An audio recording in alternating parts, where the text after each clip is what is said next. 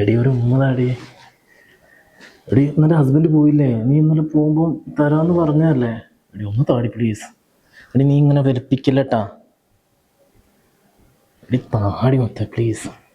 എടി പുള്ളീനെ കൊണ്ടും ഒരു കാര്യമില്ല, ഒരു പരിപാടി നടക്കണില്ല. പിന്നെ നീനൊന്ന് താടി നോക്ക്, കൂടുതൽ വളച്ചിലെടുക്കാൻ നിൽക്കല്ലേ.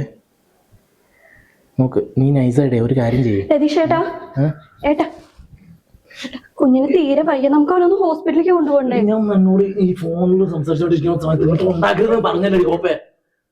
ഇല്ലോ എടി നീ എന്റെ മുമ്പ് നിന്ന് പോകുന്നുണ്ടോ? നിനക്ക് കാണുമ്പോ തന്നെ എനിക്ക് സത്യം പറഞ്ഞു ഒന്ന് പോയി മുമ്പ്. എടി എന്നോട് ഞാൻ പലവട്ടം പറഞ്ഞിട്ടുണ്ട്, ഞാൻ ഇവിടെ ഫോൺ ചെയ്തോണ്ടിരിക്കണ എന്റെ ഇടയിൽ കയറി ഇങ്ങോട്ട് വരരുത്. ഞാൻ പറഞ്ഞല്ലേ. ഞാൻ എനിക്കറിയില്ലല്ലോ, കുഞ്ഞിന് വയ്യാത്തോണ്ടല്ലോ. കുഞ്ഞിന് വയ്യാത്ത എന്റെ കുഞ്ഞൊന്നല്ലല്ലോ, നീ വേറെ സ്ഥലത്ത് പോയിട്ട് ഉണ്ടാക്കിയല്ലേ. എന്റെ മുമ്പത്തെ ഹസ്ബൻഡിനാണെന്ന് അറിഞ്ഞുകൊണ്ട് തന്നെയല്ലേ എന്നെ പ്രേമിച്ചേ? അറിഞ്ഞുകൊണ്ട് പിടിച്ചോണ്ട് ദുഷ്ടത്തരം പറയാണ്. ഞാൻ എപ്പോഴാടി അറിഞ്ഞ്? നന്നായിട്ട് ഉണ്ടാക്കിയതിന് ശേഷമല്ലേ നിനക്ക് കുഞ്ഞുള്ള കാര്യം തന്നെ ഞാൻ അറിഞ്ഞേ. ഇതെല്ലാം അറിഞ്ഞുകൊണ്ട് തന്നെ ചേട്ടൻ ഇങ്ങോട്ട് വിളിച്ചോണ്ട് വന്നത്. എടി ഇത് എല്ലാം എപ്പോഴാണ് അറിഞ്ഞേ? ഞാൻ എന്നെ കൊണ്ട് കൂടുതൽ പറപ്പിക്കാൻ കാരണം അടിച്ച് ഞാൻ പൊളിക്കും. ഓടെ എന്റെ മുമ്പ്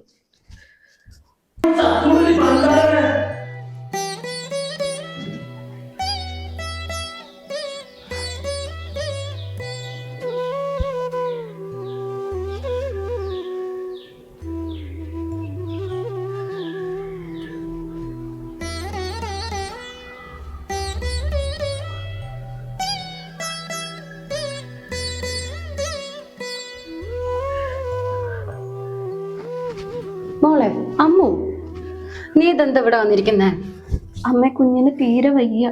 എന്നാ രതീഷിനെ കൂട്ടിട്ട് പോയിട്ട് ഡോക്ടറെ കാണിക്കാൻ നോക്ക്. ആ ചെറിയ ഡോക്ടറെ വേണമെങ്കിൽ അമ്മ വിളിച്ച് ബുക്ക് ചെയ്യാം. ഞാൻ രാവിലെ പറഞ്ഞത്, അപ്പൊ എന്റെ അടുത്ത് പറഞ്ഞോടുള്ള ഏതെങ്കിലും മരുന്ന് കൊടുത്തു നോക്കാൻ. എന്നിട്ട് കൊടുത്തു നോക്കിയോ? നല്ല കൂടി ഇപ്പൊ തീരെ വയ്യ അവന്. അയ്യോ, എന്നാ വേഗം നോക്ക്. ഞാനത് പറയാനാ വന്ന ഏട്ടന്റെ അടുത്ത്. പക്ഷെ ഇവിടെ വന്നപ്പോ ഏട്ടൻ എന്നെ വഴക്ക് പറഞ്ഞമ്മ. എന്തിനു കുഞ്ഞിന് വയ്യണ്ടായതോ? ഏട്ടൻ പറയുന്നത് ഏട്ടന്റെ കുഞ്ഞല്ല, ഏട്ടൻ നോക്കേണ്ട ആവശ്യമില്ല എന്നൊക്കെയാ പറയുന്നത്. സത്യം പറഞ്ഞ ഒരു പൊട്ടിയാലമ്മ, എന്റെ കുഞ്ഞിന്റെ അച്ഛനെ വിട്ടിട്ട് ഞാൻ പോരരുതായിരുന്നു. ആള് ഒരുപാട് കുടിക്കും, വഴക്കുണ്ടാക്കും, തല്ലും ഒക്കെ സഹിച്ചു നിൽക്കണായിരുന്നു ഞാൻ അവിടെ. അവിടെ നിന്ന് ഇറങ്ങി പോകുന്നോണ്ടല്ല അമ്മ ഏട്ടനിപ്പ എന്നെ എങ്ങനെ പറയുന്നത്. ഏട്ടനിപ്പ എന്നെ വിശ്വാസമില്ലെന്നാ പറയുന്നത്.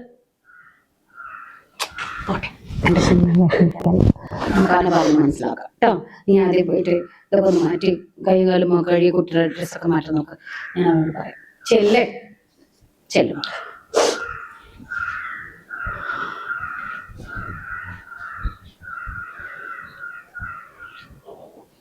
രതീഷേ,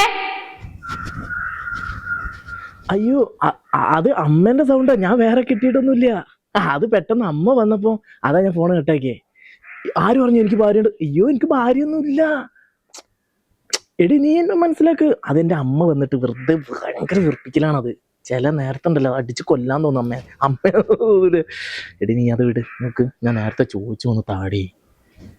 എന്താടോ നിനക്ക് ഇത്ര വലിയ ഡിമാൻഡ്?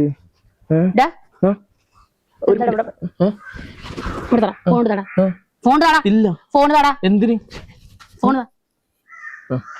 കുഞ്ഞിനെ ഡോക്ടറെ കാണിക്കാത്ത? ഞാനെന്തിനാ മറ്റുള്ള ആൾക്കാരുടെ കുട്ടീനെ കൊണ്ടുവരുന്നത്? മറ്റുള്ള ആൾക്കാർ, അതായത് എന്റെ കുട്ടിയൊന്നുമല്ലല്ലോ, വേറെ ആണ് മുമ്പത്തെ ഭർത്താവിന്റെ അല്ലേ. അത് മുമ്പത്തെ ഭർത്താവിന്റെ തന്നെ ആണോന്ന് ആർക്കറിയാം? മറ്റുള്ള ഒരാൾക്ക് കുഞ്ഞുണ്ട് അറിഞ്ഞാടാ ഈ ആ പെണ്ണിനെ പ്രേമിച്ചത്? അമ്മ ആ പണ്ടാരത്തിനായിട്ട് ഞാൻ ഇടപാട് തുടങ്ങിയതിനു ശേഷമാണ്. പണ്ടാരത്തിനായിട്ട് ഇടപാട് തുടങ്ങിയതിനു ശേഷം അവൾക്ക് ആ കുട്ടികളുടെ കാര്യമൊക്കെ ഞാൻ അറിഞ്ഞ. നിങ്ങൾക്ക് അറിയുന്ന കാര്യമില്ലേ? പിന്നെ എന്തിനാടാ ഈ ഓളം അങ്ങോട്ട് കൊണ്ടുവന്നത്? പിന്നെ എന്തിനാടാ ഈ ഓളം അങ്ങോട്ട് കൊണ്ടുവന്നത്?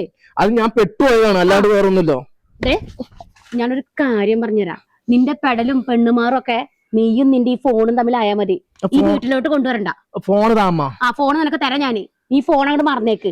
ഞാൻ ഓഫീസിലുള്ള ആൾക്കാരായിട്ട് സംസാരിച്ചു. ഓഫീസിലുള്ള ആൾക്കാരായിട്ട് കൊണ ഉണ്ടാക്കണ്ട. മര്യാദക്ക് ആ കുഞ്ഞിനെ കൂടെ ഡോക്ടറെ അടുത്ത് വെക്കാം. അതാവും നിനക്ക് നല്ലത്. ഞാൻ എന്തിനാണ് പറഞ്ഞത്? എന്താടാ ഈ പറഞ്ഞത്? ആണുങ്ങള് ഈ ഡ്രസ്സ് മാറുന്ന പോലെ പെണ്ണുങ്ങളെ മാറ്റാന്ന് വിചാരിച്ച ഈ അതെ ഒരു പെണ്ണാ. ആ പാവത്തിന്റെ മുഖത്ത് നോക്കിട്ട് നിനക്കിത് എങ്ങനെ പറയാൻ തോന്നി? അവള് പാവാണെന്ന് അമ്മയ്ക്കറിയോ? അവളുടെ സ്വഭാവം എന്താന്നുള്ള അമ്മയ്ക്ക് ശരിക്കും അറിയാം. ഏത് കോലത്തിലായിരുന്നു? ഈ വീട് ഏത് കൊല്ലത്തിലായിരുന്നു? ഓൾ എങ്ങനത്തോളോ എന്തോ ആയിക്കോട്ടെ, ഓൾ ഒരു കുഞ്ഞിനെയും കൊണ്ട് ഈ വീട്ടിലേക്ക് വന്ന് കയറിയതിനു ശേഷം എന്റെ വീട്ടിലെ മഹാലക്ഷ്മി തന്നെയാണ് അവള്. എനിക്കേ ആൺകുട്ടി മാത്രമേ ഉള്ളൂ.